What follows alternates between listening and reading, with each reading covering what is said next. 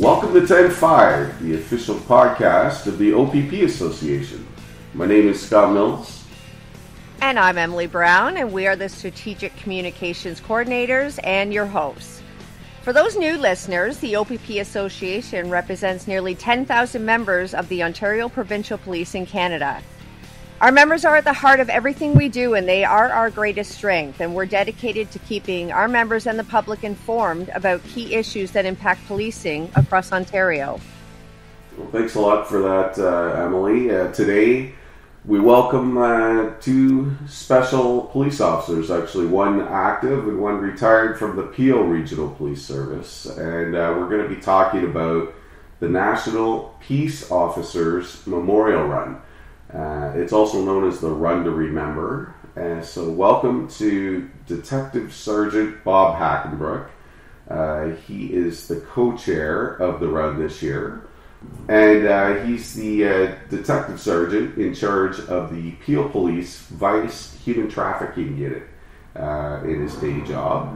And we've got retired Peel Police Staff Superintendent Rob Shearer, who is now an executive advisor to the chief out in Peel region on infrastructure and technology. And Rob is also the co-chair of the run this year. Welcome, gentlemen. Hey, thanks a lot for having us. Well, welcome to you both, and we're happy to have you as guests on today. And so we'll kick it off with my first question for Bob. So Bob, what is NPOMR? And when and why did it start, and who started it? Well, that stands for the National Peace Officers Memorial Run, and it was established in 2005 when a group of Peel Regional Police runners called the Peel Pacers decided to raise awareness for the annual Police and Peace Officers Memorial Service held in Ottawa to remember our fallen officers across Canada. They wanted to, the run was established to create awareness of that memorial, but also to pay tribute to these brave officers who died in the line of duty. The run was started by Randy Patrick. It was his brainchild. He's the founder, and he stayed on as the chair of the run for 14 years, I believe. The Pacers had 24 members only, and that was a pretty tough chore for them to run 460 kilometers in a relay style from Toronto to Ottawa in 3 days. Along the journey, they stopped at Cobourg to pay their respects to Chris Garrett at his memorial. Chris was a Peel officer who moved to Cobourg and became an officer there and was tragically killed on the line of duty. So we always pay respects to him at his memorial in Cobourg. And then the next day, the team would run from Cobourg to Brockville, where they would be hosted by the city, and then from Brockville to Ottawa. Now, the first years of the run, there was very few people around. It was just pretty much the runners that were dedicated and running with not that much publicity at all, and just 24 of them. And it was grueling for them. Now the run has established, and we're doing great. We have 300 runners every year, and this is our 20th year. And we're really proud of the Run to Remember and all the participants. Well, you guys do a great job, Bob, and I want to switch over to you, Rob. We got the Bob and Rob show going on here today. Can you just elaborate, Rob, on what the overall goal of the run is? I know Bob touched a little bit on it, but I know you guys have some real defined objectives that you're trying to accomplish here. Can you shed some light on that? Sure thing. And first things first, thanks very much for the invitation here today. We're excited to get the run underway this year. And thank you to you both for everything that you do to advocate for our sisters and brothers in law enforcement. We appreciate it. In terms of the run, the primary objective of the Run to Remember is to raise awareness and focus attention on the annual Peace Officer Memorial Service, which occurs every September. This annual service is held this year in the last weekend of September in Ottawa, and while the run is occurring over a 3-day period, we actually run up and end up in Ottawa on the Saturday, the day before the service. So the Run to Remember is a 460-kilometer relay that makes its way through many of the small communities between the start at the Ontario Memorial Site in Toronto, opposite Queen's Park, and then ultimately ends up at the National Memorial on Parliament Hill in Ottawa. Not only does the run raise awareness about the memorial service, but it also gives peace officers and citizens along the route the opportunity to participate in any small way they can if they are unable to attend the actual memorial service.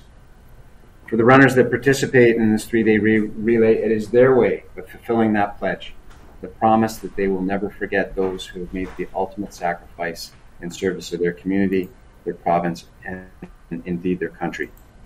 The long and sometimes grueling hours of running allow the participants to reflect on the sacrifices of those brave officers whose names are etched on the memorial wall in Ottawa, and their families who have had to endure the pain of their loss.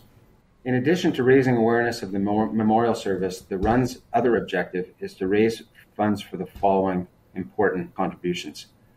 We provide funds for trust funds established for the families of officers who have lost their lives in the line of duty. We also provide donations towards the construction of any memorial being built in the memory of fallen peace officers. There's also donations to the National Peace and Peace Officers Memorial Fund to assist with the funding of the annual memorial service. Donations also help fund any annual provincial memorial service established to recognize fallen peace officers in their province. And lastly, we donate to any community charitable initiatives in the name of the fallen officer themselves. Thanks so much for that. So, Bob, over to you. We've heard the name Randy Patrick mentioned earlier, and it's someone who most everyone on the run knows and respects. Can you tell us a little bit about Randy? My pleasure. Randy is a complete gentleman. Randy was in 2005. He was a inspector with Peel Regional Police, and Randy, basically, his story is this: he went to the United States for their memorial. And when he returned, he was out for a jog and came up with the idea of hosting a memorial run here in Canada. And he shared his idea with his best friend, Johnny Walker, and together they mapped out a route from along Highway 2 from Toronto all the way to Ottawa. And one of the stops is Randy's hometown where he grew up in Cardinal. So after mapping it out, he got a bunch of other friends, a gentleman named Magda Yunan, and another guy named Brian Smithson, and with the other members of a Pacers team, and they started organizing. Now, Randy, he's our mentor. He has done a great job. He was the team chair between 2005 to 2018, and he pretty much groomed us for this position. And it was pretty hard for him to give up his baby, as he said. There was a lot of hugging and when he gave up the role. But he's one of a kind, gentleman, amazing person, and he's given his everything he's got to this run. So it's an honor to continue his journey. Randy has retired. He retired as a deputy chief here in Peel after 40 years of service. Randy is also participating this year with us. He'll be in the RV. So if you see the RV driving around, that's where Rob and myself are, and Randy will be with us to celebrate our 20th year doing the memorial run. So that's all about Randy.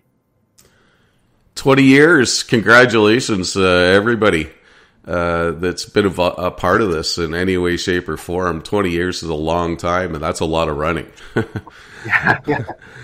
I agree with you, Randy. He's quite a humble legend, so I'm glad we got to talk about him a bit here, even though his ears are probably ringing as we speak, and he wouldn't like to take too much credit for the limelight.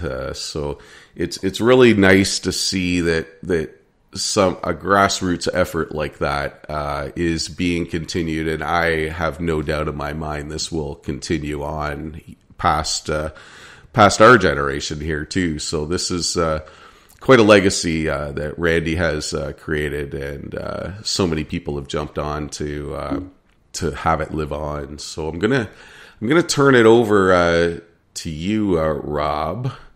Can you tell us when exactly the run is this year? I know it's coming up very soon, and what is the schedule? Thanks, Scott. So actually, it's hard to believe another year has gone by. So it's next week. So Thursday, September 26th, shortly after 8 a.m., the runners will leave from the memorial opposite Queen's Park in Toronto. The run goes from Thursday, September 26th to Saturday, September 28th. We kick off with a press conference at the Ontario Police Memorial, and we have some speeches and some celebrations. The Ride to Remember always sends a representative that also joins us, as there's a strong collaboration between the two initiatives. And they will be, of course, having left already the day before they depart from Aylmer. They already have, a day of riding under their belts by the time they join us at the memorial in Toronto. So over to Bob, I heard a mention of a press conference. Is there any special guests this year? Yeah, the opening ceremonies on the Thursday morning at 8 a.m. The Premier is going to be arriving and saying a speech. Also, Solicitor General Mike Kersner will be there saying a speech. Chief of Police of Toronto is always there to wish us well. We're very excited about it. This is not the first time for the Premier or the Solicitor General attending. I'll just say, since they've been in power, I'm not looking at political points, but they've been amazing. They've been so supportive in the police and the survivors and like the widows that attend. I've seen Doug Ford give his personal phone number to the some of the widows, and they've been communicating while we've been running back and forth a number of years. So it's really appreciative from the members of SOLA, survivors of law enforcement, to get that type of respect and acknowledgement. And, I think it's important to say.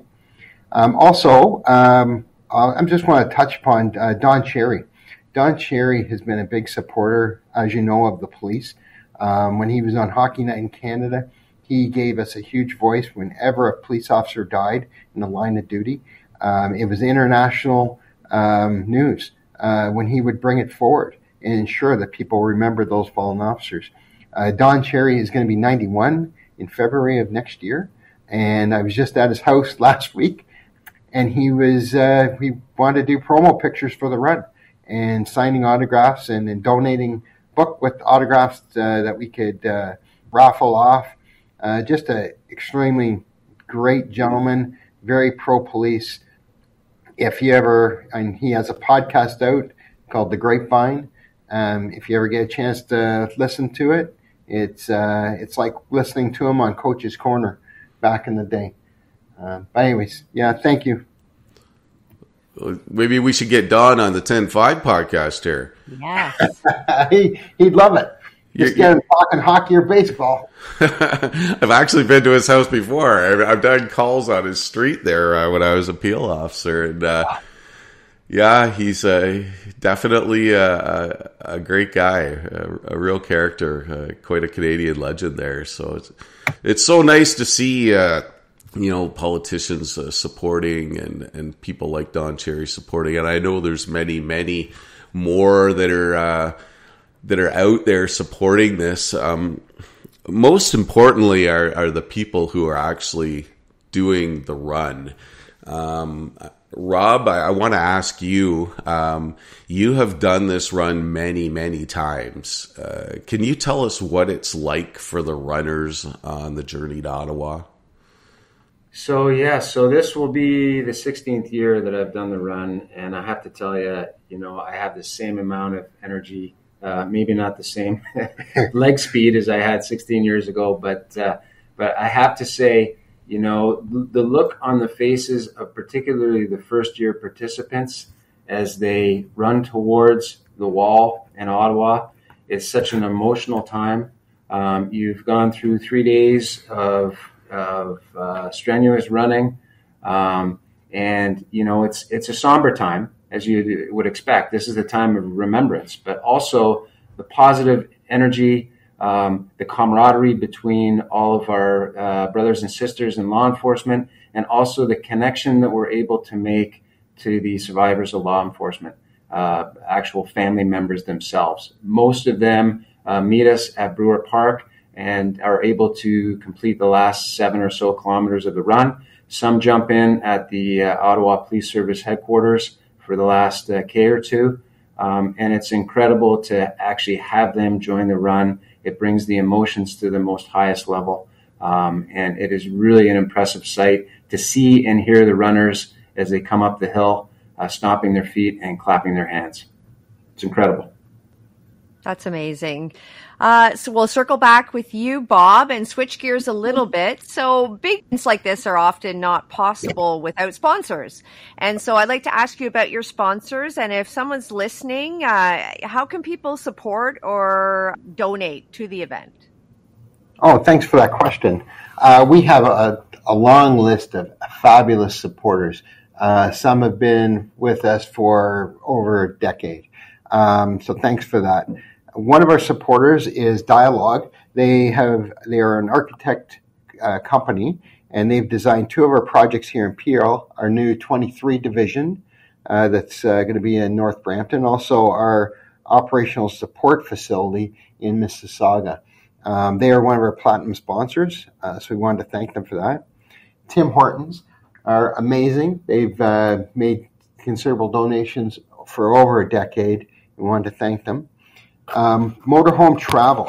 They have donated the motorhome that we use every year. They have been terrific, so graciously donating that, and it's really a highlight for our runners to see the motorhome at their backs. Motoro Solutions have come on board as a sponsor. We'd like to thank them. Starlight Graphic and Design. The owner is Don Dumpy. Don doesn't just sponsor us on the run. He comes out on the run. He drives the RV for us, and you know he donates the banners, the lawn signs that you might see with our fallen members' photos on it, stickers on the vehicles. He donates a lot of time and money to the run, and it wouldn't be the same without him. Sharptooth Graphics, an officer named Joel Fraser. He has designed the shirts on the backs of our shirts, the design on the backs of our shirts for like 15 years, and they are gorgeous. Cowhide Promotional Inc. They actually create our shirts and help distribute them for us. They've been amazing. The Peel Regional Police Association has been a huge dedicator over the years. As well as the survivors of law enforcement have donated some money to our run to assist. 411 Tactical is also a sponsor, as well as Mulligan's Pub. They've been a sponsor for at least 5-6 years. They're in Mississauga and Erin Mills and Dundas area. They are completely amazing. If you ever want to go in for a good burger, take a stop there. Also, the National Police Federation, and so that's the association for the RCMP. They've been amazing. They've sponsored us for a few years now. They've been awesome. I would say if you're interested in sponsoring us, please contact myself or Rob.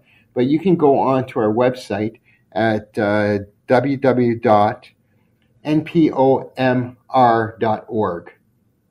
So that's www.npomr.org, and you can go on the contribution section, and you can do it online and use your credit card. I will say we do not give tax receipts, as we are not a registered charity. But yeah, thank you. Any donation helps. Guys, if I could just jump in really quick. I know that Bob had mentioned the PRPA. I'd like to personally, and I know on behalf of Bob and all the members of the run, thank all of our police associations across the province and the country. The PAO has been remarkable. Mark Baxter and his team. As we mentioned, PRPA, the TPA, the OPPA, and all the associations across the province have been very supportive. Well, thanks for that. The support is overwhelming and can never be enough. And thanks for mentioning the OPPA. I know everybody here at the OPP Association are huge supporters of the Run to Remember and the Ride to Remember. And, for people that might be listening to this and say, well, what's the difference? What's going on here? The Ride is basically, it's a similar event, but they're on bicycles. And we're going to talk a little bit more about that moving forward. And it's nice to see the National Police Federation coming on and sponsoring this, like making it, a little bit more national, because we are going to a national event. Like, that's where this run is ending up. We're going to talk a little bit more about that event as we move forward here, and that's the Canadian Police and Peace Officers Memorial. So, and that actually kind of gets right into my next question here. I wanted to turn it over to Rob, just to describe a little bit about the event that everyone is running and riding their bicycles to get to. And that is the annual Canadian Police and Peace Officers Memorial Weekend in Ottawa. And, simple things like, why is it called Police and Peace Officers? What's the difference and stuff like that? We're all into acronyms and stuff. We call it CPPOM and Canadian Police and Peace Officers Memorial. Why is this event so important, and why is everybody putting so much effort into it, Rob? Okay, so I'll start by saying, Scott, to your listenership, is that if you haven't attended this memorial ever yet in your career, you really need to come out for it. It will be a game changer. It's an amazing event. It gathers people from, across the country and all together for, one very important event. The history on the actual memorial is on September 24th, 1998, the Government of Canada officially proclaimed that the last Sunday of September every year was the Peace and Police Officers National Memorial Day. This national memorial gives Canadians an opportunity each year to formally express their appreciation for the dedication of police and peace officers, which made the ultimate sacrifice to keep our communities safe. The murder of Ottawa rookie constable David Kirkwood on July 11, 1977, launched a response that today has become the nationally recognized ceremony honoring police and peace officers killed in the line of duty. Following this officer's senseless killing, Ottawa police officers vowed to keep his memory alive and to ensure that the magnitude of his sacrifice and others like him would not be forgotten by Canadians. Accordingly, on Sunday, September 24th, 1978, a special service and tribute was held on Parliament Hill. The site selected was Parliament, the place where laws are made that directly impact on police officer safety and ultimately the quality of life for all of us. Following that first ceremony, a number of features have become tradition, and at the same time, some modifications to the event have occurred as well. The ceremony was expanded, as it should, to honor other police officers murdered in the line of duty, and this criterion of inclusion was itself modified years later to include all officers killed in the line of duty. This current criterion is applied retroactively, and the names of officers killed in the line of duty from years gone by are now added to the memorial. The original ceremonies was limited to police and correctional officers, but that criterion was expanded in 1995 to include all peace officers, so that all areas of law enforcement are now included in one single ceremony. I had the opportunity last year to go for the first time, and I have to say it was an amazing experience, and I'm thrilled to be going again this year. Definitely well worth the trip, as you had mentioned. Maybe I'll even join the run one day, which brings me to the next question for you, Bob. Who participates in these runs, and if somebody is interested in getting involved, how would they go about doing that? Well, I'll address the OPP. If anyone out there is interested, I suggest you contact their 3 OPP captains. There's 30 teams in Ontario, and each team represents a police service. So there is one team for the OPP. So the team captains are Terry Ballstad, Chris Koza, and Tammy Bradley. So if anybody out there is interested in joining the run for the entire 3-day journey, contact one of those officers and request to be on the team. So the reason why I say that is there's only so many officers we allow on the journey from Toronto to Ottawa. And the reason is because we don't have the capacity to keep everybody in hotels. Coburg's a small town. Brockville's a small town. There's not enough hotel rooms to go around to house people. So we pretty much cap it off at 300 runners in total. The OPP are a great supporter, and they have a huge team that comes out every year, around 30, 40 members. It's very impressive. And these captains do a great job to honor the memories of all fallen officers across Canada. Now, if you want to participate, I would suggest give it a try the last leg of the run. We meet in Ottawa at Brewers Park. We ask you to buy a T-shirt for $20. It's a 7-kilometer jog, and we run from a place called Brewer Park in Ottawa. It's near Carleton University, and we run a slow jog all the way to Parliament Hill.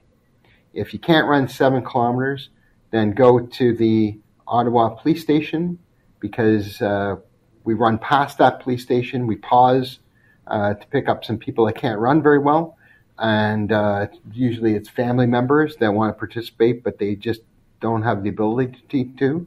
And we carry on. So for less than 3 kilometers, and it's a slow jog again. So if you want to participate, try that. All you have to do is buy one shirt for $20, and they're great shirts. If you are interested in joining the team, like I said, contact the captains. The registration is $200 to register, but we also ask you to buy 10 shirts for a cost of $20.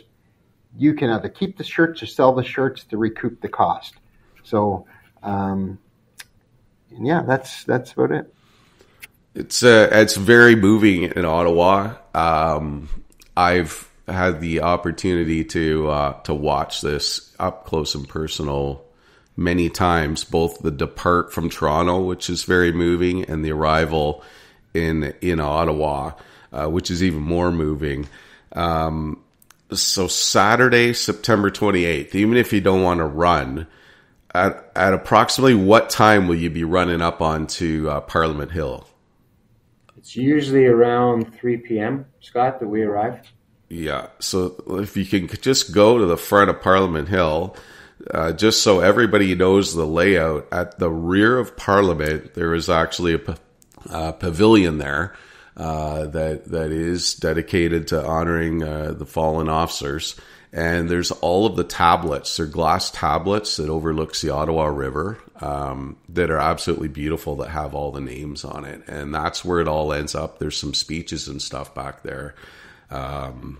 It's definitely something that I try not to miss any year. And it's a family event. You can bring your kids, your friends, your family. There's no invite required. And it's just a great thing to see all these people that are out there paying tribute to these heroes of ours that have died in the line of duty. I want to touch a little bit on the ride to remember, because very similar event happening at the same time. We touched on it earlier. I know there's coordination of efforts, and we definitely want to make sure that they're included. Rob, can you tell us a little bit about the Ride to Remember and how the coordination works between these two events? Certainly. So this is, we collaborate quite a bit between the Run and the Ride. It's funny because we have a really kind of a healthy competition between the two groups. Even though that we're both heading in the same place, we do it in different ways. But we can't help but take shots at one another. You know, I often say, the riders do a lot of training so that they can maybe one day participate in the run. But, we're all trying to accomplish the same thing. The ride has a very impressive history that actually predates the run. They've been doing this for a long, long time. And they depart Aylmer, as I said earlier, the day before the run starts. So they've already logged hundreds of kilometers before they even get to the memorial in downtown Toronto. It's incredible to see, as you stated earlier, Scott, when everybody arrives en masse, we always let the cyclists go first. but then the runners fall in directly behind them at about the Ottawa Police Headquarters. And then, we travel through the streets of downtown Ottawa, ultimately arriving at Parliament Hill. And it is an incredible thing to see all those riders followed by the runners. It's amazing.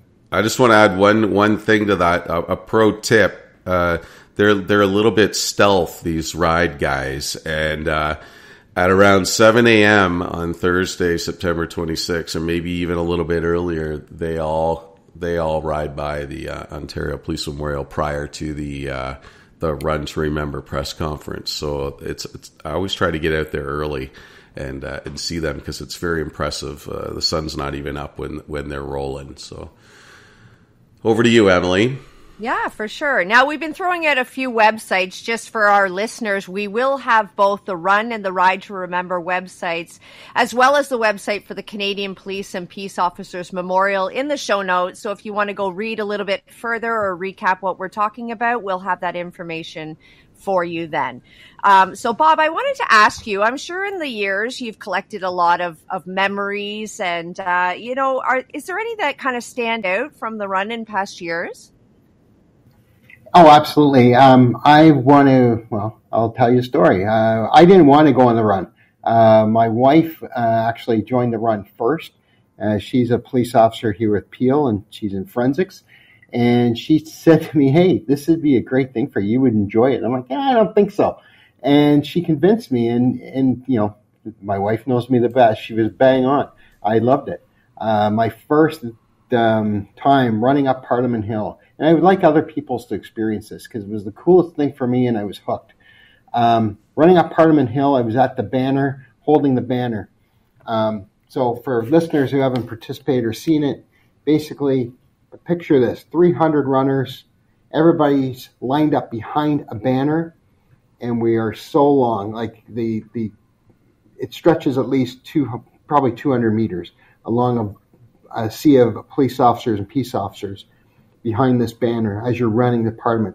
However, in front of us, we have a group of survivors, the widows, the widowers, the families, the children, the parents, all running in front of us. That year was the year Officer Vu Pham had died, and James Ochakowski had died. And the kids were holding the flags, leading the charge up Parliament Hill. And to this day, I still get taken back by that moment, because it was so inspiring. Yeah, so I was hooked from that moment on, seeing the kids and what we were doing to support them. Very powerful moments indeed, Rob. Many along the route. Many great memories for so many people. Rob, could you share with us what your most memorable moment from the run has been? Sure. So I'd like to talk about two. So there's a point in time along the run, along the Thousand Islands Parkway, and it's the actual first point in time where the run and the ride meet together. And so Bob and I, every year, we pull off to the side of the road, and we go in the same spot every time, and we wait for the riders to come. And you can hear them before you see them as they round this corner on a downward grade, and they are humping it. They're moving so fast as they come by. Usually the first team is led by Commissioner Carrick, who's a beast on that bike, and the fast group usually goes by first at about I don't even know how fast. It's pretty fast. It almost blows us over with the wind.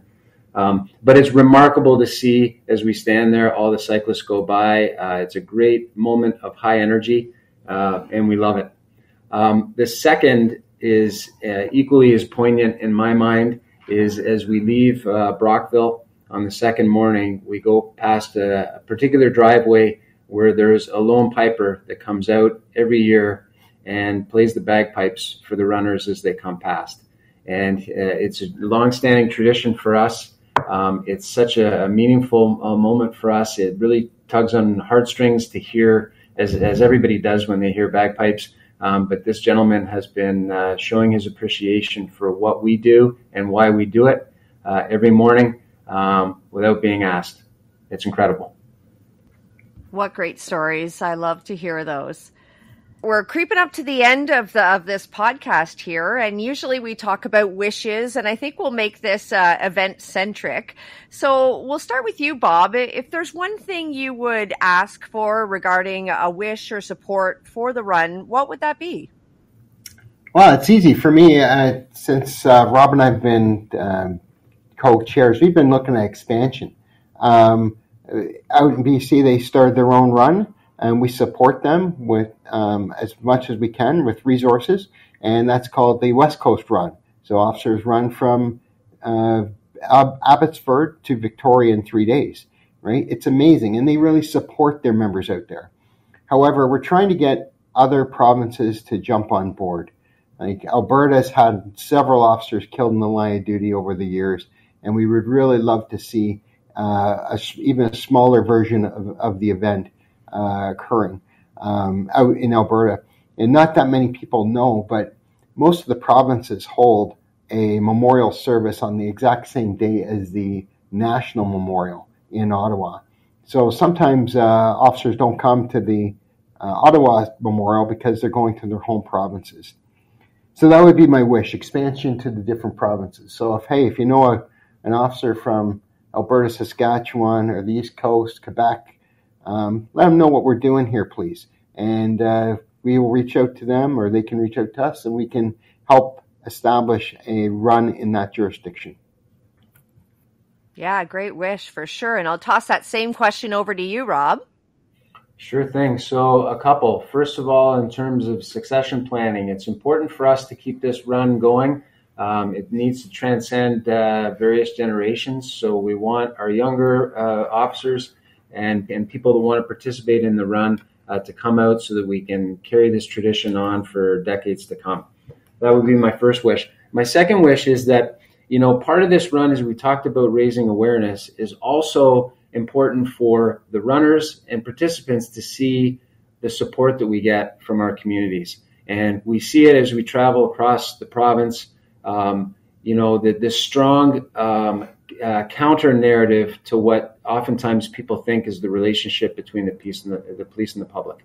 The public is highly supportive, and we see that everywhere that we go. So for our listeners and their families, if they have family members that are in these small communities that we're traveling through, please have them come out, clap alongside as the runners and riders go by, just to show their support. I can tell you on a personal note, it means so much for us to see that.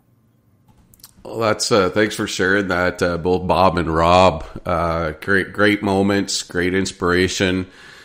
We're coming to the end here, as Emily said, of our podcast episodes. So just a reminder, if you're listening, that all the info that we've referenced here is going to be posted in our show notes. So the Run to Remember website, if you need information on that, it's npomr.org. The Ride to Remember is policeridetoRemember.com. There's a blog out there. It's cppom.ca. I actually curate that blog, so we try to get as much information on that blog as possible for the event. And the Memorial Big Page, they have a fairly new website they're still adding things to it, but thememorial.ca. And that's going to have a repository of the close to 1,000 officers that are on the honor roll now. They've got most of them up there. It's great. Please check it out, thememorial.ca. And I just want to put a little plug in here that this is an entire weekend event up in Ottawa. It's always fun to visit the Sheepdog Lounge, which is it's the social location. It's in the Ottawa Police Association building, which is shared with the Canadian Police Association at 141 Catherine Street in Ottawa. It's open to everybody that's involved with this event all weekend long for good food. They've got some live music, anything that you want. It's a full service bar and food place, and kids are welcome there as well. You can bring your kids down there for a quick bite to eat and stuff like that. And just one plug out that on the Friday night, I believe it's the 27th this year, one of a former Peel police officer, Dave Merkel, who's now an Ottawa police officer, his band called the Derringers is going to be playing. So so many people you lose contact with, but it's just a national kind of networking event if you can show up there and just while you're in Ottawa. It's a great thing to do. So there are also a lot of events that are planned just for families of the fallen officers, and they're generally private events for the families. So if you're a family member out there and your loved one's name's on that wall, feel free to email us here at communications@oppa.ca. We can connect you with all the right people that are looking after the families. And the service on the Sunday morning, it's open to the public. You can go and stand there and watch. There's a big march that happens on the Sunday morning from the Supreme Court up to Parliament Hill, and it's definitely something to see. So if you're listening and you've never seen it, or you have seen it and you want to continue to support, please feel free to come out. And I'm going to turn it over to Bob Hackenbrook for any last words that he has. Well, I want to thank you guys for this opportunity. It's amazing. I just wanted to touch upon one more thing, and it's about the OPP and their history. The OPP, once we started the run in Peel, the OPP came on very early. I believe it was the second year. It was a young gentleman named Doug Marshall that got it rolling for the OPP. Doug's not with us anymore, but, the legacy goes on. And we have such a great compliment from OPP. We have for years, decades. And I just want to shout out to that team and all the participants. I also want to give a shout out to some of your fallen officers' family members who've been running with us for years. Like, they run with us every day. Brenda Orr, Heather Pham, Kim Coffin. Those are the widows of fallen officers, and they come out every year and run. Okay, so please support them. Come on out, and if you don't know their stories, look them up, because it's so important to know the legacies these officers left behind and what they did for their communities. And we'll kick it over to you, Rob. Any last words for us today? Thanks. First of all, I'd like to echo exactly what Bob just said, in particular referencing Doug Marshall. He was a good friend of mine and a strong supporter of the run, and there's a leg on the run that's actually dedicated to him that we'd love to participate in. Aside from that, I want to say a shout out to your listenership.